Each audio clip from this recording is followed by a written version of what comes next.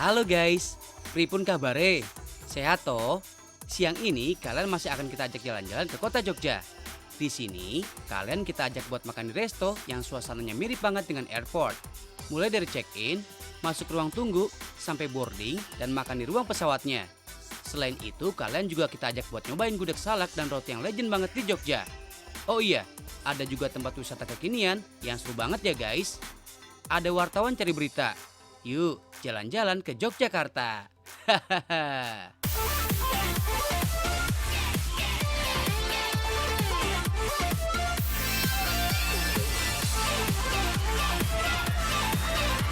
Tahu nggak sih?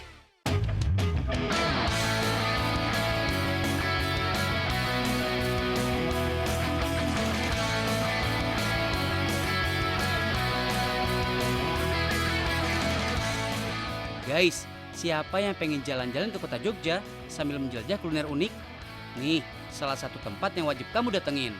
Tempat makan yang berada di Dusun Kadirojo 1, Kalasan, Sleman ini memiliki konsep bandara loh.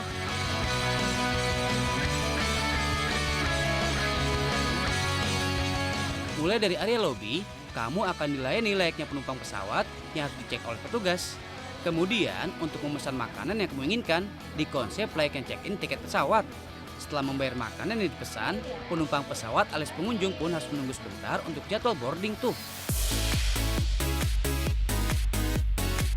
Ada 2 pesawat dengan jadwal boarding yang berbeda-beda.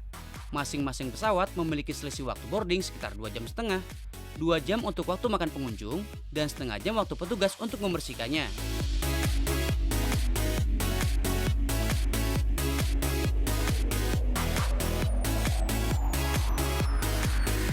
Nah, kalau udah waktunya boarding, tinggal naik deh ke atas. Begitu memasuki kabin pesawat, kamu akan disambut dengan pramugara atau pramugari yang siap melayani kamu guys. Konsep boarding ini dimulai dengan penyambutan layaknya penumpang pesawat yang akan take off.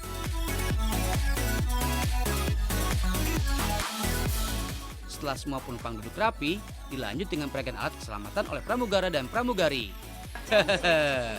Jadi ingat sama Tian Olinger ya. Itu loh, bocah laki-laki yang mirip banget niruin suara pramugara dan pramugari. Para penumpang yang terhormat, Bapak dan Ibu yang duduk di sekitar jendela darurat, mohon perhatian Anda sejenak. Apabila pesawat mengalami pendaratan darurat, Bapak dan Ibu harus membuka jendela darurat dengan cara tarik tuas ke bawah, lempar jendela darurat keluar. Lebih jelasnya, Bapak dan Ibu dapat membaca kartu petunjuk keselamatan yang telah terdapat di kantong kursi depan Anda. Terima kasih.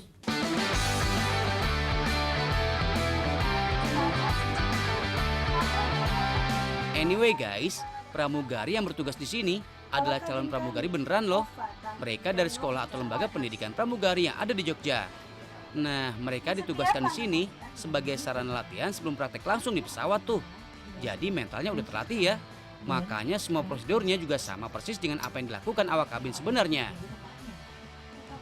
Oh ya guys, kamu suka perhatiin gak sih? Kenapa kalau pesawat mau take off atau landing, awak kabin selalu meminta kita untuk membuka penutup jendela? Ada yang tahu alasannya? Namanya siapa? Ricky. Ricky. Dedi asli orang mana? orang Medan. Horas. Fakultas apa ini? Dari FISIP. FISIP. Ilmu komunikasi. Iya. Mantap. Namanya dulu siapa Bu Haji? Saya Nadia. Nadia. Saya Yola. Yola. Latifa. Latifa. Saya Irma. Irma. Fadli Muhammad Fadli. Yunan. Fadli Muhammad Yunan. Keren namanya. Dipanggil Fadli ya? Ya, Fadli aja. Namanya siapa? Ali bang. Ali. Iya. Namanya siapa? Jo. Jo. Ini mau nanya soal pesawat. Nah, pasti sering naik pesawat dong? Sering naik pesawat. Oke. Pernah naik pesawat nggak? Pernah. Oh, pernah. Pernah semuanya? Belum. Oke. Nih, belum. Nih, yang udah naik pesawat ya. Jadi gini, kalau naik pesawat itu saat kita take off atau pas berangkat sama pas landing, ada informasi untuk membuka tutup jendela. Benar? Ingat nggak? Jendela itu harus dibuka. Nah, kira-kira maksud dan tujuannya apa sih? Mungkin supaya ada pesawat yang lain, kan itu pantul tuh nanti. Kalau dibuka nanti dipantul tuh cahaya matahari nanti ke pesawat yang lain, pantul tuh. Gitu aja ya. Ngerti nggak dia ngomong apa? Kagak ngerti. Saya juga nggak ngerti. Saya juga bingung ngomong apaan ya. Mungkin buat jadi itu penumpangnya itu bisa melihat pemandangan dari atas mungkin ya.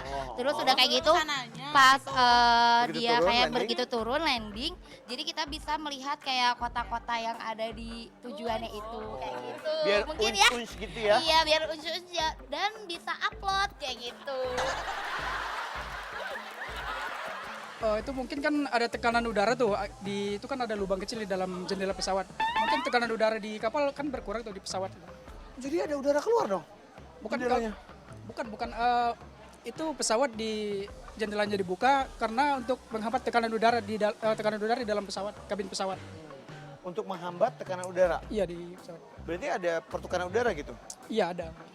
Jadi ada lubang anginnya ya. Ada mungkin kecil mungkin. Kecil mungkin ya. Bahaya dong. Kalau saya sederhana sih mas, Apa? Biar ada saluran udara masuk ke dalam pesawat itu.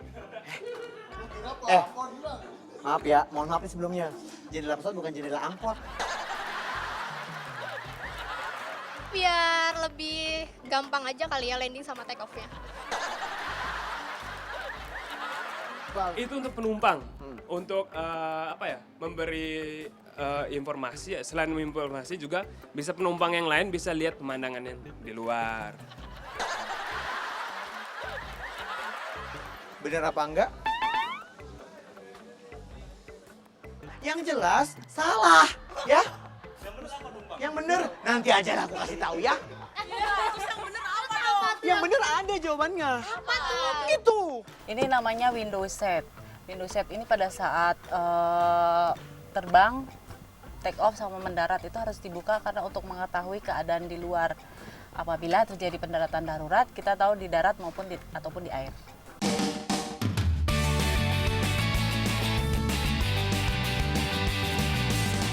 Intinya sih untuk keselamatannya guys. Jadi seluruh penumpang bisa tahu kondisi di luar pesawat seandainya terjadi pendaratan darurat. Soalnya masa-masa paling kritis di dalam penerbangan adalah 11 menit ketika take off dan landing. Makanya ada istilah critical 11 ya. Kalau sekarang sih yang kritis kayaknya perut kamu tuh yang minta diisi.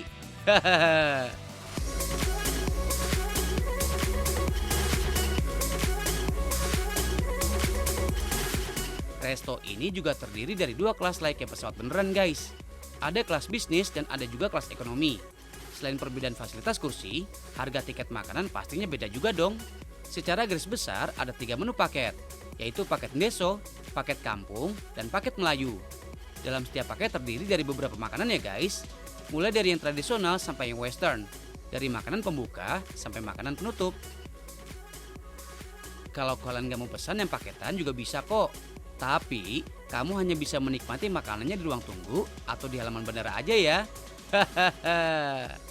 Nah, kalau kamu cuma pengen foto-foto di dalam pesawat tanpa membeli makan juga bisa kok. Cukup membeli tiket masuk seharga Rp20.000. Kamu udah bisa foto-foto sepuasnya di kabin pesawat. Kalau belum puas, kamu juga bisa foto di ruang kokpit ya. Tinggal nama bayar Rp20.000 lagi, udah bisa bergaya bak pilot alias kapten pesawat tuh.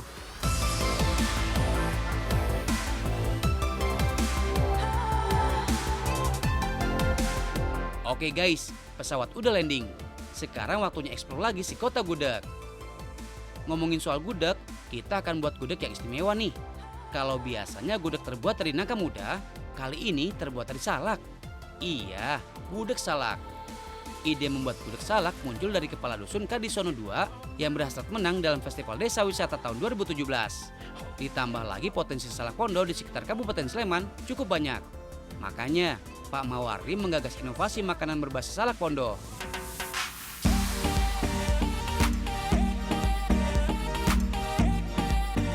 Oke, sebelum kita masak gudeg, gimana kalau kita jalan-jalan dulu ke kebun salaknya?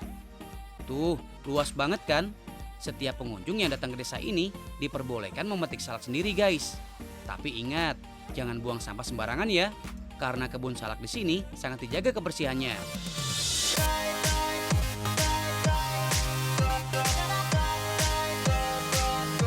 Ada berbagai jenis salak di kebun ini, tapi yang paling banyak tetap salak Pondo. Salah satu ciri salak ini adalah memiliki rasa yang manis, tidak sepet sejak buah masih muda. Nah, salak Pondo yang digunakan untuk bahan membuat gudeg ini dipilih yang tidak terlalu tua dan tidak terlalu muda tuh. biar rasanya tetap enak dan tidak mudah hancur saat dimasak.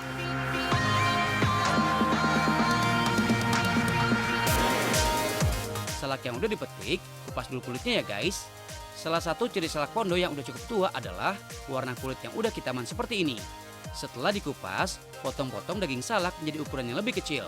Kemudian rendam dalam air kapur. Tujuannya adalah untuk mengurangi kadar air pada buah salak. Karena salah satu rahasia gudeg bisa tahan lama adalah dimasak sampai kering. Makanya harus direndam air kapur minimal selama 1 jam ya guys. Kalau bisa sih sampai semalaman penuh.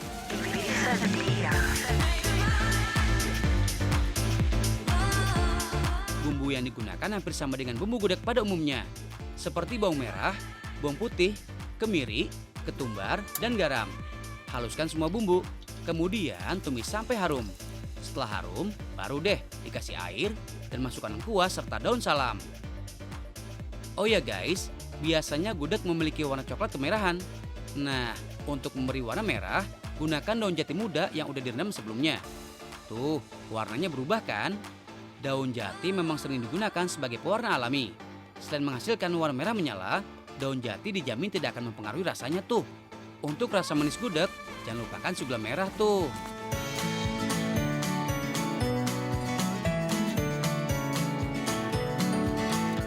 Sip, sekarang tinggal masukkan salak yang udah direndam dan dicuci bersih tadi.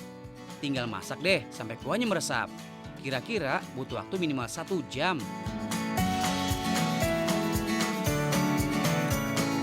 Selain kuahnya yang mulai mengering, ciri-ciri gudeg siap makan adalah tekstur salak yang berubah menjadi sangat lunak. Sip, semuanya udah siap. Langsung hidangkan dengan nasi, ayam ungkep, telur bacem, dan krecek. Ini menu pendamping wajib yang selalu setia menemani gudeg tuh. Kayak aku yang selalu setia menemani kamu. Cie.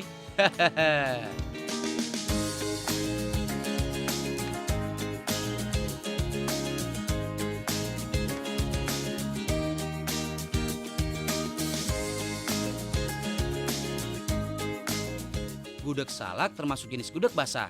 Rasanya manis dan sedikit asam ya guys. Kalau kamu teliti, bisa merasakan rasa dan tekstur salaknya loh. Satu porsi gudeg salak di sini dibanderol dengan harga Rp23.000. Tidak terlalu mahal kan guys?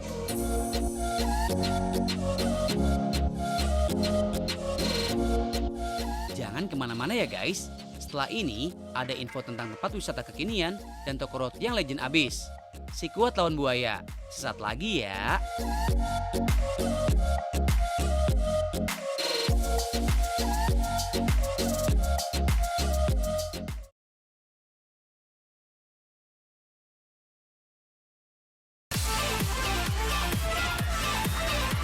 Tahu nggak sih?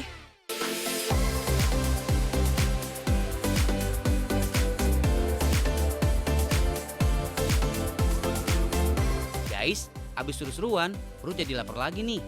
Mumpung lagi di Jogja, jadi penasaran sama roti legendaris yang masih hits sampai sekarang. Adanya di Jalan Malioboro. This is it, Roti Jun. Toko roti yang udah ada sejak zaman Belanda ini pernah hits banget era 60-70-an loh. Kalau kamu langsung datang ke sini, suasana klasik masih tetap terasa. Di etalase terpajang roti-roti klasik, baik yang udah terbungkus dengan plastik maupun yang masih hangat keluar dari oven. Salah satu roti klasik di sini yang masih dicari banyak orang sampai sekarang adalah roti bantal dengan rasa original. Walaupun varian baru juga sudah dibuat, roti yang satu ini tetap jadi primadona guys.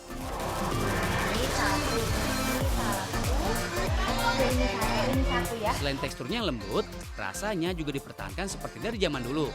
Salah satu hal yang bikin toko roti ini masih bisa bertahan karena selalu menjual produk yang fresh dan dibuat tanpa bahan pengawet.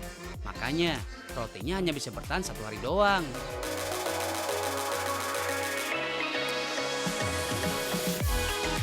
Gak cuma bagian luarnya aja yang old banget, di dapur juga suasananya nggak kalah klasik guys.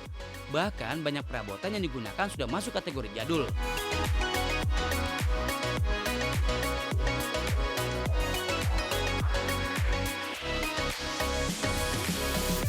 Roti biasanya dimasak saat pagi. Dalam sehari, ada 2 kali pembuatan adonan. Kalau bahan-bahannya sih, hampir sama dengan roti pada umumnya ya guys. Adonan gula ditimbang lebih dulu. Masukkan ke dalam mixer. Kemudian, susu dan air masuk ke mixer juga ya guys. Setelah itu, baru masukkan tepung terigu, pengembang, susu bubuk, garam, ragi, dan margarin.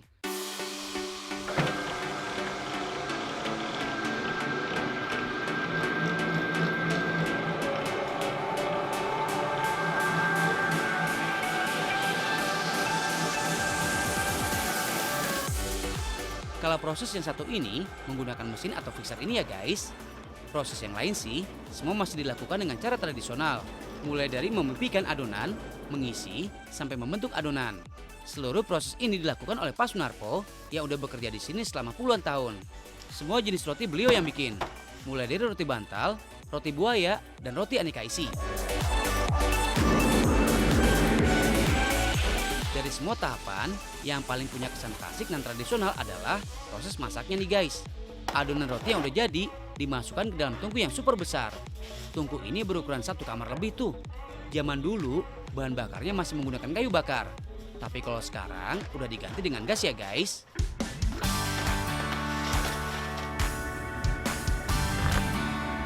Sebelumnya tungku dipanaskan lebih dulu sekitar 30 menit lebih. Baru setelah panas, adonan roti dimasukkan dengan sekop yang panjang banget. Suhu di dalam tungku udah berada di kisaran 100-200 derajat Celcius. Makanya nggak perlu terlalu lama, hanya butuh waktu 5 menit, roti udah matang dan siap diangkat. Nah, roti yang masih hangat ini nih, yang biasanya diburu oleh pembeli.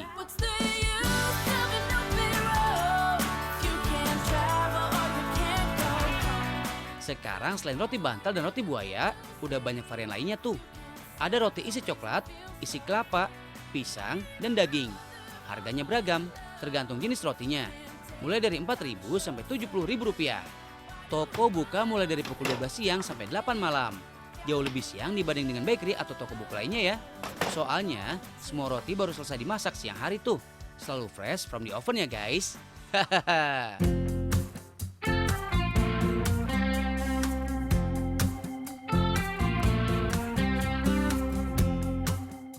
Merintis usaha yang bisa bertahan sampai sekarang emang butuh perjuangan guys.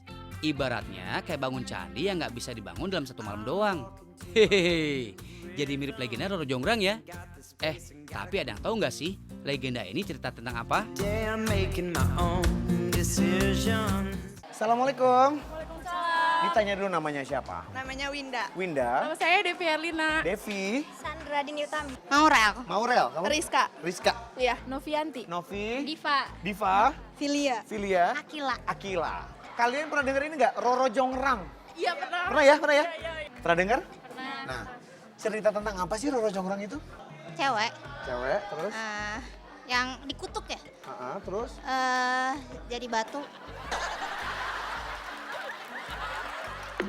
Itu maling kundang. Roro Jonggrang itu kayak cerita tentang dia nikah ya. Kalau terus? dia nikah, cuma nikahnya itu sama anjing kalau nggak salah ya. Bukan ya? Terus? Udah.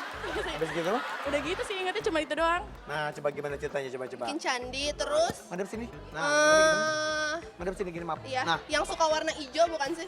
itu Roro Kidul. Oh, Nyi Roro Kidul. Kayak disuruh bikin candi itu Terus gimana? dalam semalam. Oh yang itu? Oh baru tahu. Gimana Iya, yang ceritanya? Coba kayak- ingat nggak? Si Roro gimana? Jonggrang ini kan berarti perempuan ya? Perempuan. Terus kemudian? Terus jadi kayak dia ada yang suka sama dia, terus minta Mau dinikahin. tapi syaratnya itu jadi harus bikin candi dalam Berapa semalam banyak candinya? 1000 ya. Terus? Terus pokoknya ya terjadi gitu semalam. Pokoknya dia suruh bikin pacarnya 1 hari 1 malam candi, terus 1000 candi. 1000 candi, Ya, itu. terus? Pokoknya kalau udah selesai dinikahin, pokoknya itu. Tapinya dia ingkar janji kan? Iya. Siapanya? Roro Jonggrangnya. Roro Jonggrangnya? Iya. Saat udah dibikin 1000 candi, terus? Iya. Terus si cowoknya marah, Terus habis itu? dikutuk Jadi apa? patung. Oh jadi patung. Oke, jadi minta bikinin 1000 candi, taunya bisa jadi, tapi Nggak jadi juga sih. nggak jadi candinya. Jadi nggak sih? Minta bantuan sama Sama Sama- jin. sama Jin, iblis jin. ya, sama setan? Iya. Oh iya, yang sebelum ayam Berkokok. berkokok itu harus udah jadi. Gimana? Jadi sebelum Ayamnya udah terbitnya- berkokok? Iya, Oh. udah belum jadi gitu. Candinya nggak jadi Belum. tuh? Akhirnya nggak jadi nikah? Enggak. Oke, karena candinya nggak jadi? Iya. Gitu? Oh iya. Oh iya. Kamu kayak gitu nggak ingkar janji? Enggak, aku nggak ingkar janji. Kamu janji ya? Iya, Janji lo tadi mau ngajarin aku. Iya, Gimana janji. caranya untuk move on? Iya. Kapan? Ntar aja ya. Berapa lama? 2 bulan. 2 bulan lagi. Iya. Jadi 2 bulan lagi aku kesini ya? Iya. Tapi aku nggak bisa ngontak kamu kan? Bentar nomor handphone dong. Enggak. Nggak dikasih? Enggak. Gagal lagi.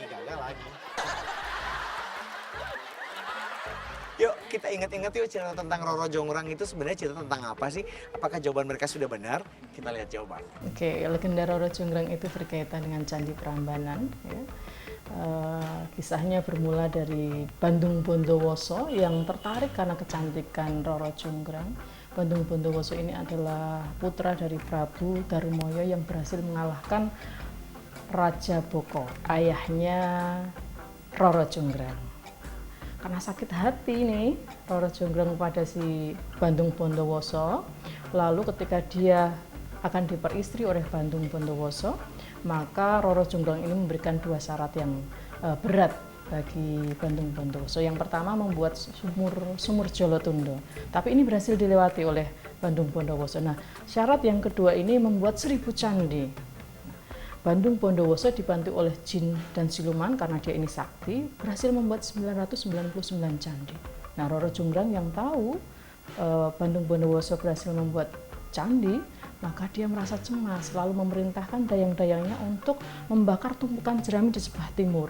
Nah, ayam-ayam yang tahu melihat nyala api mengira itu adalah matahari terbit, lalu ayam-ayam berkokok dan jin serta siluman yang membantu Bandung Bondowoso itu akhirnya masuk ke perut bumi.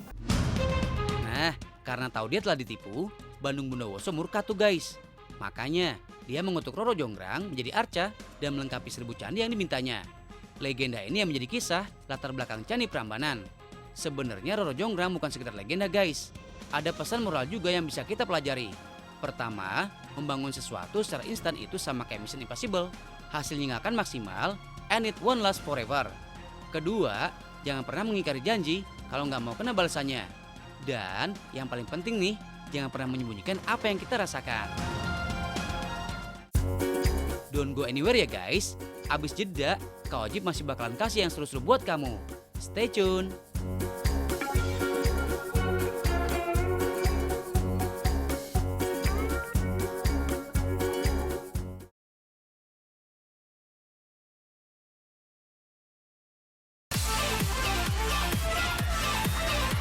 Tahu nggak sih?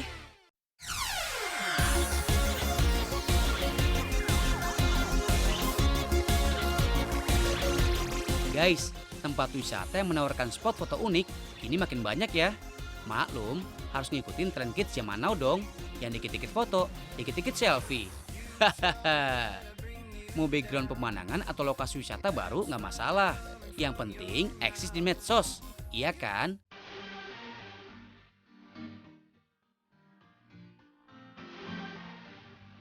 Nah, kalau lagi jalan-jalan di sekitaran Jogja, mampir deh ke tempat wisata yang ada di kawasan lereng Gunung Merapi. Tepatnya di Desa Kepuharjo, Kecamatan Cangkringan, Kabupaten Sleman. Ada bangunan megah menyerupai benteng guys. Banyak banget spot foto yang bisa kamu pilih. Mulai dari replika sayap berukuran besar, bunga-bunga cantik, sampai Paradise Gate yang paling laris jadi background selfie.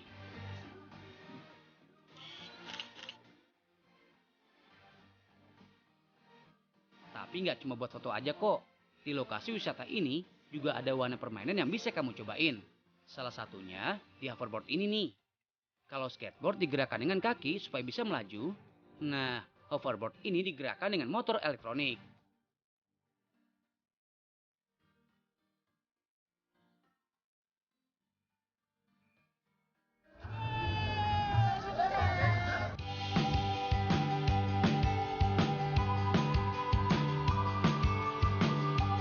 Mumpung ada 2 orang, kita challenge yuk. Siapa yang bisa sampai ke garis finish lebih dulu, dialah pemenangnya. Hahaha. Kira-kira siapa yang menang ya? Luli atau Farah? Langsung dimulai aja yuk. 3, 2, 1, go!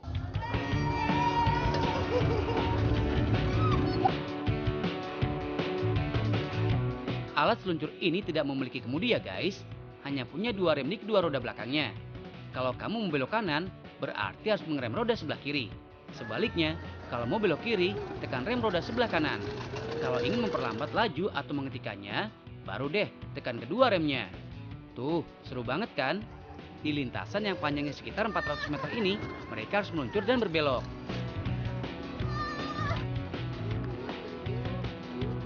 Wah, akhirnya Farah yang menang ya guys. Selamat ya, buat Luli jangan sedih. Ada challenge berikutnya kok. Hahaha.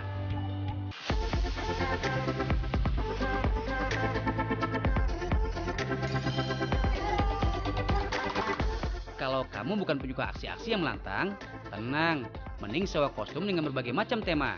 Seperti tema bajak laut dan Indian ini, pas banget buat foto seru-seruan bareng teman-teman kamu.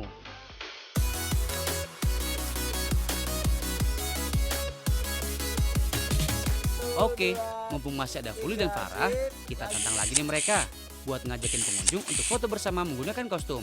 Yang bisa dapetin pengunjung waktu paling banyak, dialah pemenangnya. Eits, tidak secepat itu Jubaidah. Waktunya kita batasin juga ya.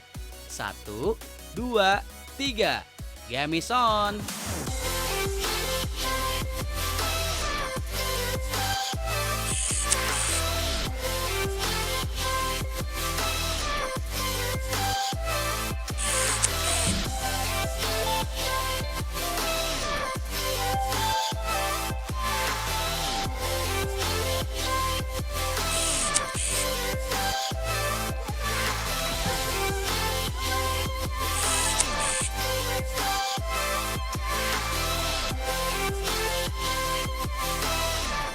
Ternyata yang menang Farah lagi ya guys. Karena Fuli yang kalah, dia mendapatkan hukuman. Dan hukumannya adalah naik kuda ini nih.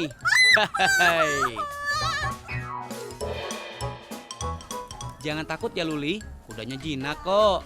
Hihihi.